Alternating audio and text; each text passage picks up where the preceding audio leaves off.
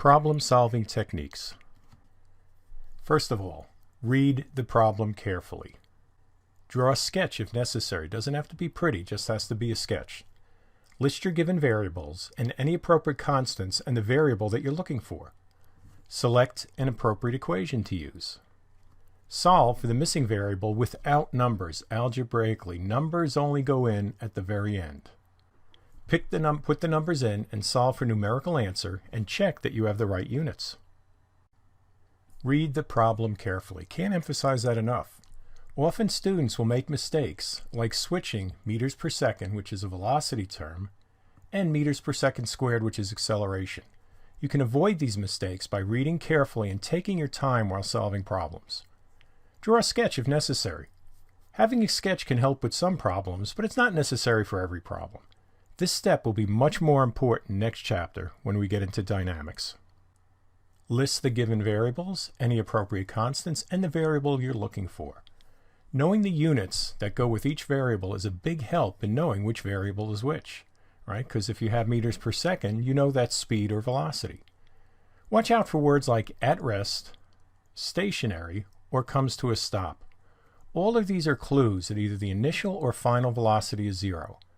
Objects that are dropped, if they say you drop something from a height or you drop it off a cliff, they have a zero initial velocity. Read carefully. There's that read carefully again. It keeps showing up. Look for words like from and to in order to help distinguish between initial, that would be from, and final, which would be to. Think to yourself, which one was first, which one was last? When an object is moving unsupported through the air, and that's in free fall, its acceleration is 9.8 meters per second squared downward. The only time you set acceleration equal to g, though, is when the object moves through the air. Select an appropriate equation to use. Here's our three kinematics equations, right here. First, second, and third. We see they all have different combinations of variables. Make a table, which we have done for you here, to organize the equations and variables. And the check mark means that that variable is in the equation, the x means it is not. Hopefully we can see that x and t are the most helpful variables to look at. Not every equation has an x or a t. Well, they also don't have a v here, but v and v0 can be confused. It is safer to look at x and t when choosing an equation. Okay, so let's get back up to the top. Just want to give that quick reminder. If your list of variables has t but not x, use the first equation. Right here. If your list of variables has x but not t, use the last equation.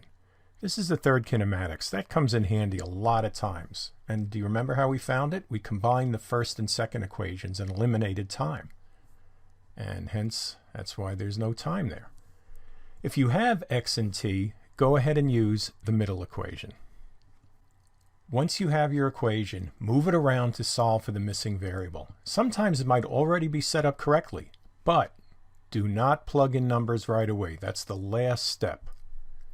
Finally, put the numbers in and solve for numerical answer, and check that you have what? The right units. When the equation is arranged correctly, then you can substitute in your values and solve for numerical answer. Keep an eye on your units, and don't forget to put units on your final answer.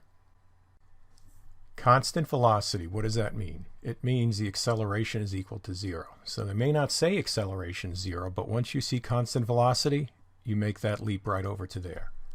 Constant acceleration is a trick. All of our problems so far have constant acceleration. This doesn't help you, that phrase, constant acceleration.